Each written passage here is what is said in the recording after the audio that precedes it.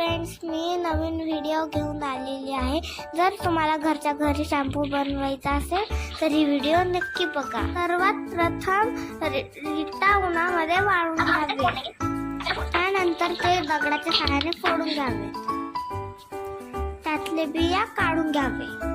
एका बाउलमध्ये वॉटर टाकल्यानंतर रिटा फोडलेले टाकून घ्यावेत। मग गॅसवर त्याला उकडून घ्यावेत आणि मधून त्याच्या साह्याने ते हलवत राहावे। झाल्यानंतर त्याला गाळणीने गाळून घ्यावे आणि अशा प्रकारे शॅम्पू झालेला आहे। गाळून झाल्यानंतर ते एका बॉटलमध्ये भरून घ्यावे। तुम्हाला जेव्हा पाहिजे तेव्हा तुम्ही वापरू शकता।